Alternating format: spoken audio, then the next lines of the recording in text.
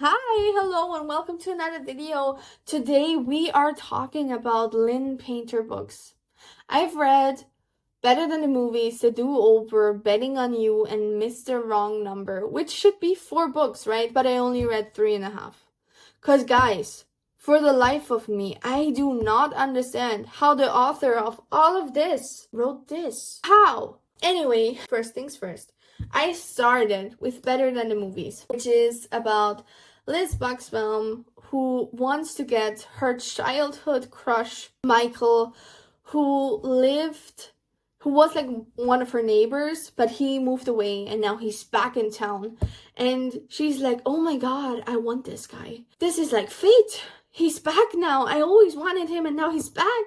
And now she really, really, really wants to date him. And actually, it's not like she just wants to date him. She wants to go to prom with him. Which is funny that this is her goal because she's actually already going to the prom with her best friend. But it doesn't matter. She really wants to go to prom with this kid. And she's just not in his circles at all. She's not in his class.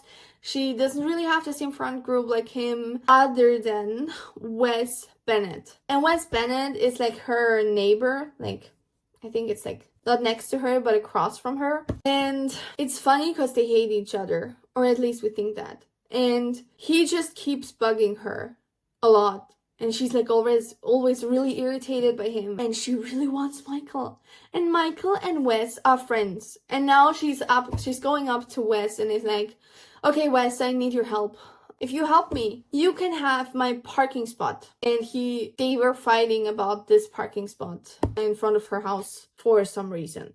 And he's like, all right, okay, I'll do it. And that's where we are. Like, up from this point on, this is actually a really predictable story, but you have to be aware that this book knows it's predictable.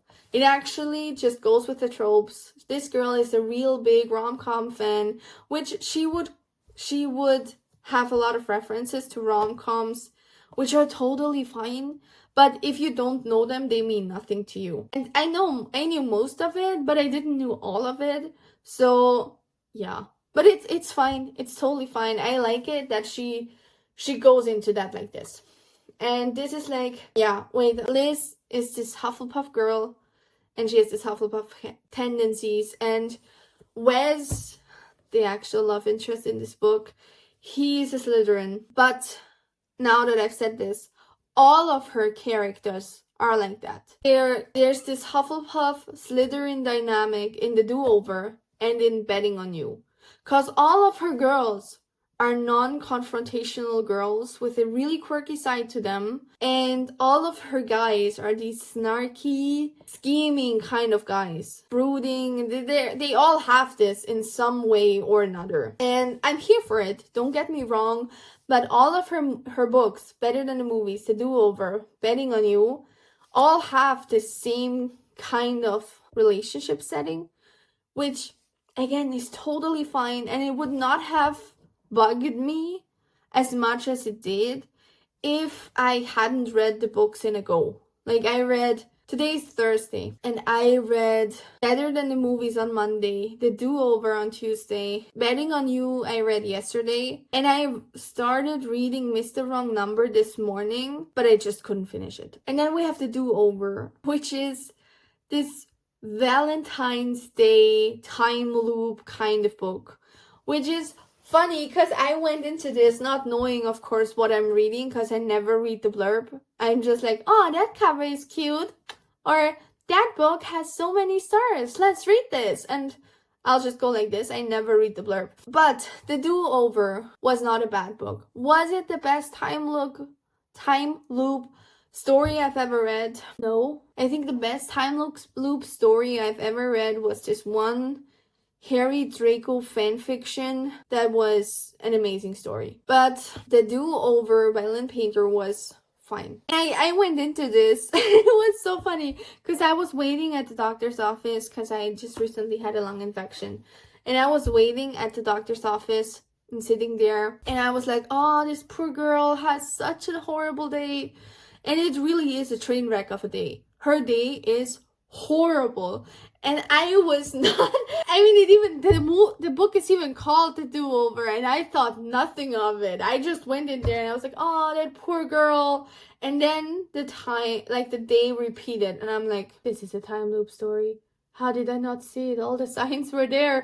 But I was not thinking that this would be a time loop story, and I was unpleasantly surprised. But it was well written. It was well done. The only thing I minded about this book is the girl. Because again, we have this unconfrontational kind of character who wants to do her stuff, and she suffers with not saying how she feels, but she's also still not saying how she feels. And it's like this thing where it would be happening over and over, where she would like gulp down her feelings and not say how she feels at all with important subjects. And then she starts like letting go and having a day of no consequences, her dunk, which is, yes, it was, of course it's gonna happen, and also predictable in a lot of ways. And then we have her first initial Valentine's Day was basically her crashing into her lab partner's car by accident, losing a scholarship or something like that, or like a summer program that she wanted to go to. I think that's what it is. She lost a big opportunity for university, and that's sad. And then she saw her boyfriend kissing another girl. Not just another girl, the prettiest girl in school, and his ex-girlfriend, which is his ex-girlfriend. And then she got home to her divorced parents. She went to her father's place. And he was like, oh, just so you know, I'm gonna move away to Texas. And she's like, what? And like the day just was horrible. All of this was a big thing. She wanted to tell her boyfriend that she loved him, and then she saw him kissing someone else. A crazy, crazy day for her. And I just kept sitting there like, oh, this poor girl. And then there was the time loop, and I'm like, how did I not see this? Of course, it's a time loop story. Anyway, she starts falling in love with her lab partner. And the thing is, in the first half of the book, she keeps clinging onto her boyfriend. She keeps trying to sabotage them kissing. And I'm like, that's the logic here I don't get. Like, him cheating on her did not start with him kissing the other girl. So he was obviously cheating on her, and she's like, oh, I have to stop that kiss. As if, yes, I mean, it happened now on Valentine's Day, but it could have happened on any other day too.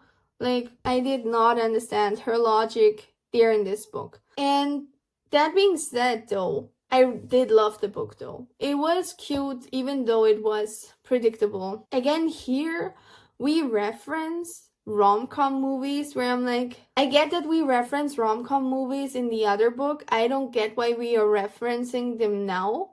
If I were to reference a rom-com movie to another person, I'm 28, okay? No one would get what I'm talking about. And if I were to reference it to my younger sibling, who's like, I have a bunch of younger siblings, but if to any of them, one of them is 22, one of them is like 16 now. So if I were to reference a Harry meets Sally movie, they would not know what I'm talking about. I don't appreciate her making things normal that I don't think are normal.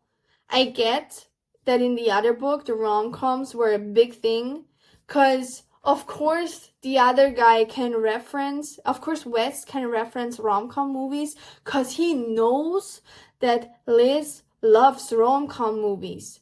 But why would they reference them now in the Do-Over? Because this makes no sense to me. And in the other book, we have references where I'm like, why? Also, something that comes up in every book of hers is like this, a band name called it, and that's something I really hate.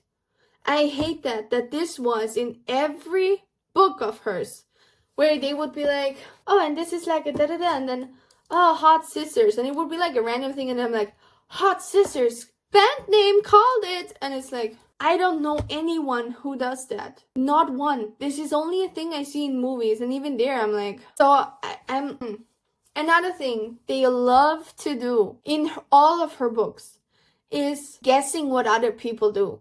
or like talking about what kind of person the other stranger who walks past is. Like when you're at Starbucks, we have this scene at Starbucks in Better Than the Movies. And I don't know why we have the rom-com references in the Do-Over. This does not make sense to me. And this makes all of her characters really similar. Because even though they might have like the same outer appearance, like this quirky girl who does this and that, with all of them quirks being repetitive, it makes it even more repetitive. Because again, I don't know a single person who does that.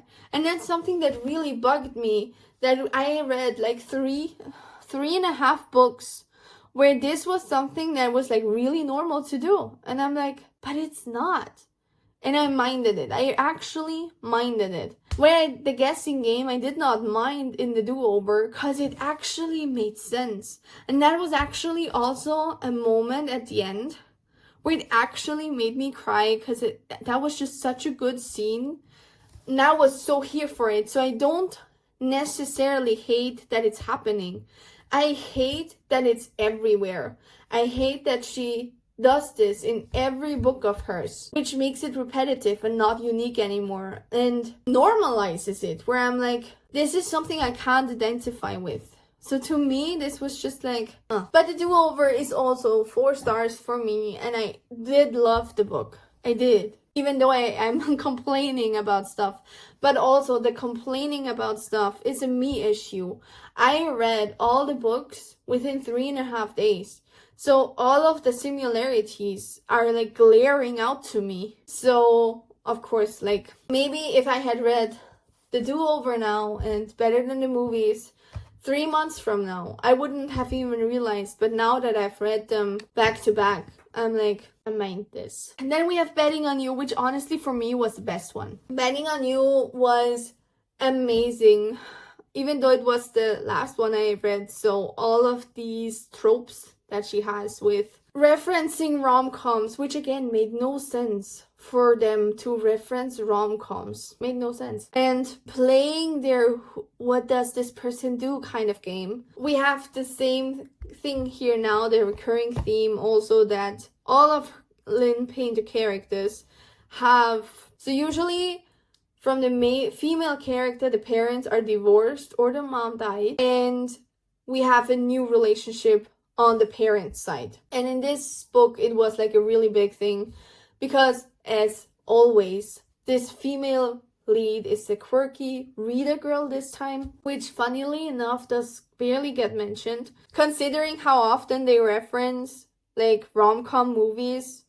They barely mention book stuff, which I thought was really fun. Anyway, this girl now is as scared of confrontations as all of her other characters, and now is having this Harry met Sally movie reference thing with this guy. And they basically have the same. It's like literally the movie Harry Met Sally in this book. It gets referenced a lot, and it's really self-aware that they're like, first they didn't like each other, like when Harry met Sally. Then they started to be friends, which he's really adamant on not calling them to be friends because guys and girls can't be friends. Which is men and women can't be friends. So where does it leave us? And then we have the part where they fall in love with each other, and he's really scared of losing her, and then he messes all the shit up. And it has fake dating in it. It's the whole thing.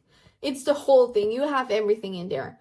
And it got a little bit more romantic than the other books, which I was here for a lot. Oh, this book for me is like 4.5 stars. Yes, I liked it. I really did. But now we have Mr. Wrong Number. And guys, for the life of me, I do not understand what happened.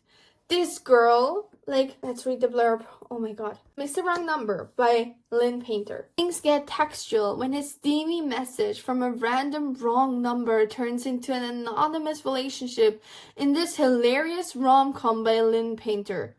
Guys, I read 25% of this. Nothing was hilarious yet.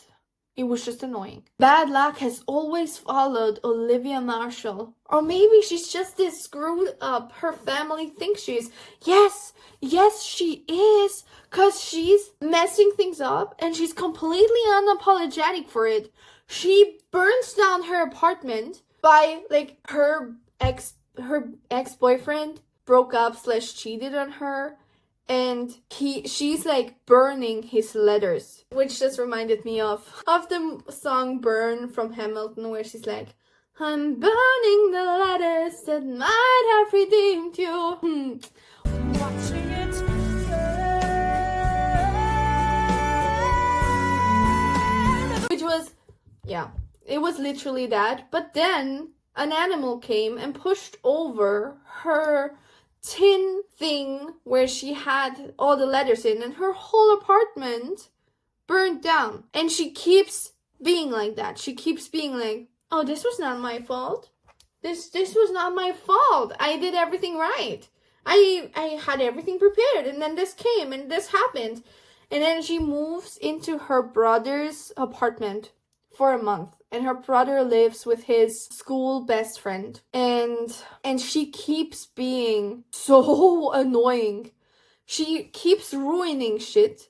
Literally ruining stuff. She's ruined the printer. And by ruining the printer, she ruined the carpet. And then she's like, oh, this is not my fault. Yes, girl. Yes, it is.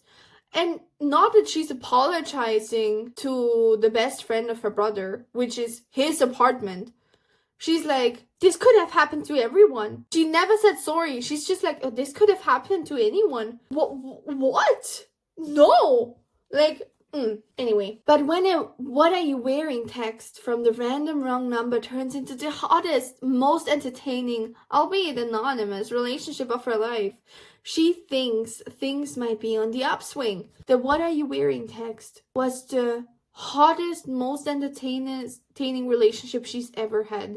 And I've read a lot of parts of it, because it literally starts from the get-go with this, and it was just cringy. So her saying this was the hottest, most entertaining thing she's ever had is just sad. Colin Beck, which is the boyfriend's her brother's best friend, Colin Beck has always considered Olivia his best friend's annoying little sister, which she is. This girl is annoying to no end. But when she moves in with them after one of her worst runs of luck, he realizes she's turned into an altogether different and sexier distraction. Why? Because he just, at this part where I'm reading, he just realized at 25%, he realized that this anonymous girl he's texting to is the brother's sister. So, no, I'm sorry, the texts were not that sexy. Simply because you're talking about sexy stuff does not make a sexy conversation.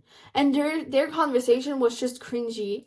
In general, there we have this band name called it thing again, where I was like, ooh. And also, like, the way the girl is so unapologetic. Like, she made a meatball sauce and she literally just burned down her apartment, and she's leaving while the pot is simmering on the stove. And I'm like, you have got to be kidding me. She left all of this. It was a huge mess. And she went to, I don't know, buy something. And then there was this friend she met from high school or whatever. And she's like, oh, of course I have time to go for a coffee with you. And I'm like, girl, you have a pot simmering at home. But she's like talking and having fun and la la la la la. And then she comes home and her brother's like, what the fuck are you doing? And she's like, what do you mean? And he's like, what have you done with the kitchen? And then she looks at the kitchen and she's like, what? It's clean. And then she's like, oh, it's clean. Did you clean it? And he's like, no. Colin, like the best friend of her brother, he cleaned it. And she's like, why is he already here? Like, he wasn't supposed to be home yet. And the brother's like, what do you mean? It's his apartment. Like, he can be home whenever he wants to. And she's like, oh, don't be dramatic. It's half your apartment too. And he's like, no, this is his apartment. He gives me a discount and living here. He only pays his best friend a small part to also be part of this. And she's like, oh, well, I didn't know this. And then the Colin guy, he comes out and she ruined stuff of his again. And she's like, oh, why do you even have a metal thing of this? I don't know what it was.